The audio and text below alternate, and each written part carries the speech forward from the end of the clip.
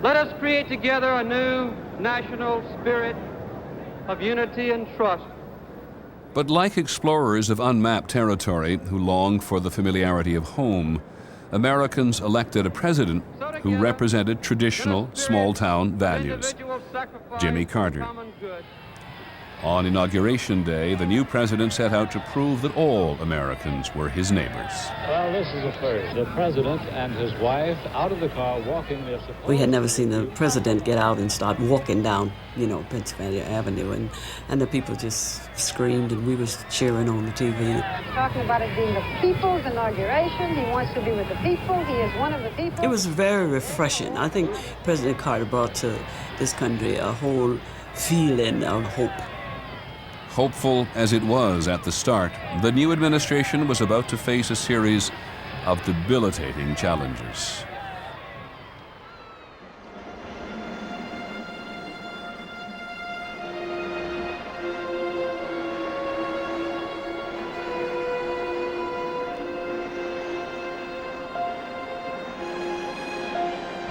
In 1977, the nation suffered through the coldest winter in 40 years.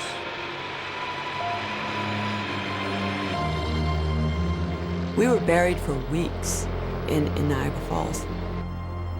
We built tunnels all through our yard, so it looked like a mouse's maze underground that led to the street, although we didn't know where the street was until we hit the curb. The first couple of days, it was okay, but then after that, the store had no supplies, and so it was much more difficult to get food and stuff for the kids and the family.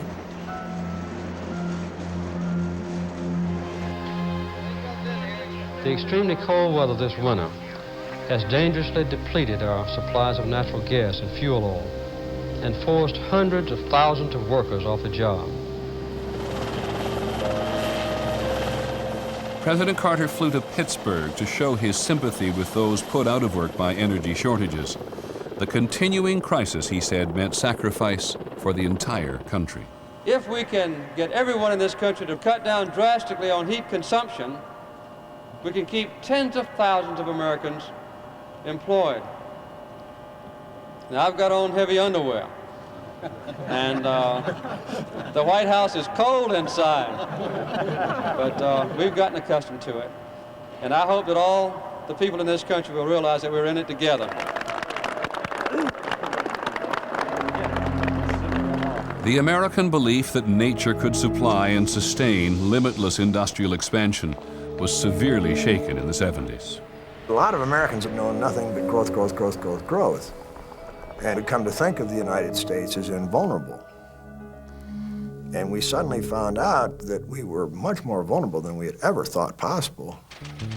In the 1970s, the United States found itself squeezed not only by energy shortages, but by old adversaries. West Germany and Japan were now challenging American competitiveness in everything from steel to electronics. It was hard to get used to, especially in Detroit. Ever since the end of World War II, Americans' love of big cars had made Detroit the heart of a massive industrial surge which lifted millions of Americans into the middle class. I thought the world had opened up for me because I had an automobile job. They were hiring the unemployables. We really could get a job to get that American dream, to get a house, to get a brand new car, to really be able to take care of your family. The car industry in America built cars for Americans. And Detroit said, you will buy what we produce. We know better than you do what you want, and therefore we'll produce what we know you want, and then you'll buy it. They just kept building those big, huge cars. An average car was receiving somewhere between 10 and 8 miles per gallon. This is LeBaron. I own one myself. With the character of a I used to pull it up in my driveway and go in the house, and I could listen, and it'd still be drinking gas while it's parked. But German and Japanese state-of-the-art factories were turning out small, fuel-efficient cars with unexpected zip. Rabbit, quicker from 0 to 60 than a Jaguar XJ6M. People like myself at the time were really attracted to these cars. The new Datsun 200SX, 5-speed stick, 4-wheel disc This was good stuff. Besides which, the cars ran great, they had good fuel economy, and the quality was top-notch.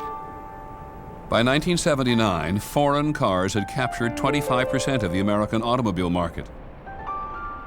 To make matters worse, government regulations on safety, mileage, and emissions had sent the big three automakers reeling.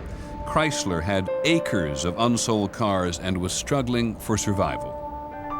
I relied on Chrysler for a job, and it was gonna never end. Well, it did end.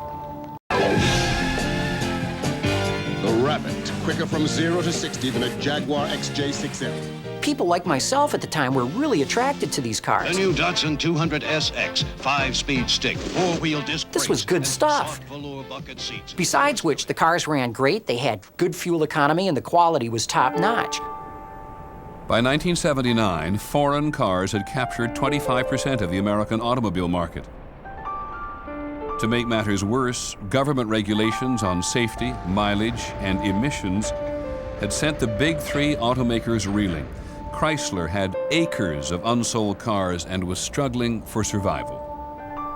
I relied on Chrysler for a job, and it was gonna never end. Well, it did end.